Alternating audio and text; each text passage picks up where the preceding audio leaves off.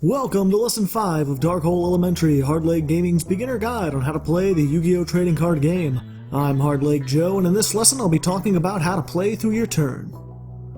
Each turn in Yu-Gi-Oh! Consists of 6 parts, which are called phases. You're only allowed to take certain actions during certain phases, and once you've gone into a phase, you can't go back to a previous one. During each of their turns, the turn player goes through all their phases in order. On Dueling Network, the phases are indicated by the 6 octagons in the center of the screen. Clicking on the octagon highlights it and indicates to your opponent that you are now in that phase. In real life, simply declare when you're moving from one phase to the next. The 6 phases are as follows. First is the draw phase. The draw phase begins as soon as the turn player draws a card, which they must do at the start of their turn before anything else. If they cannot draw a card because they have no cards left in their deck zone, then they lose the duel. Once a card is drawn, the turn officially begins, and players on either side of the field may activate any traps or quick effects that they have. From there, the turn player moves on into the standby phase. The standby phase serves mainly as a short pause between the draw and the rest of the player's turn. There are many continuous effects that specifically make something happen during each standby phase. Most of the time, however, nothing occurs in this phase, and players will often move immediately from it into Main Phase 1. Main Phase 1, often just referred to as the Main Phase, or M1 on Dueling Network, is where the turn player takes most of their actions. During the main phase, the turn player may normal summon or set a monster, play as many spells as they would like, set as many spell traps as they can, manually change the battle positions of their monsters, and activate most ignition effects.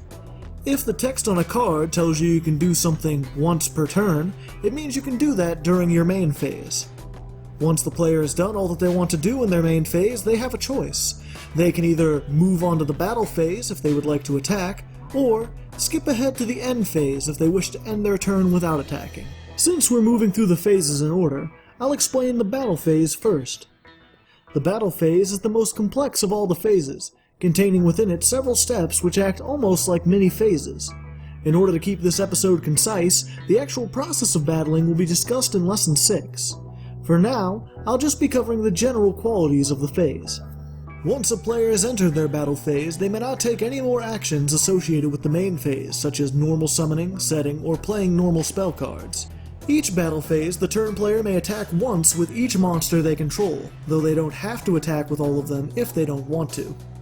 Even if they choose not to attack, or if they have no monsters, the turn player can still enter their battle phase, since they're allowed to activate traps and quick effects during it.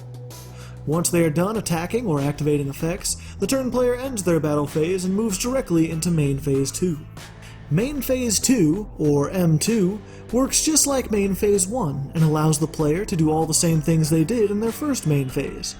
Remember though that some of the exclusive main phase actions, like changing battle position and normal summoning, are things that can only be done once per turn. So if the turn player has already normal summoned or set in their Main Phase 1, they can't do it again in Main Phase 2. If a card says you can activate it during the main phase, you can activate it during either Main Phase 1 or 2. Once the player is done taking actions, they move into the end phase. As the name would imply, the end phase is the last phase of the turn. Like with the draw phase, there's one mandatory action the turn player must take during their end phase, which in this case is to check their hand, and if they have more than 6 cards, discard some of them until they have 6 left. After that, their turn is over, and nothing more can be done until after their opponent draws a card. Like with the standby phase, there are many effects that activate or last until the end phase. In that case, these effects trigger or end before the player discards their cards. Now that you understand how most turns work, I can explain how to begin a duel, and the uniqueness of the first turn. Before a match begins, the players must decide who will go first. This can be done by playing rock, paper, scissors, rolling a die, flipping a coin, or by any other random method. Whatever way is chosen, the winner decides if they would like to go first or second. Once they choose, both players draw 5 cards from their deck, and the player who goes first can begin their first turn. Going first has 2 distinct disadvantages. First, unlike every other turn of the game, the player who goes first skips their first draw phase, meaning they will be down 1 card. Secondly, the player who goes first may not enter their battle phase or attack on that first turn. After the first turn, however, everything proceeds just as I've explained previously, alternating turns until one player is victorious. Remember that a match is played best 2 out of 3, so once the first duel ends, both players should shuffle all the cards from their hands, field, graveyard, as well as their banished cards back into their decks before starting anew. The player who lost the first duel gets to decide who goes first in the second duel. Once they decide, the players draw a new opening hand of 5 cards and begin the second duel with the same first turn rules of not drawing and attacking. If the match goes into a third duel, then the players reset their decks again, and the player who lost that duel decides who goes first in the final duel. Well, that's it for this lesson of Dark Hole Elementary. Only 2 more lessons remain and you'll have all the knowledge you need to play Yu-Gi-Oh!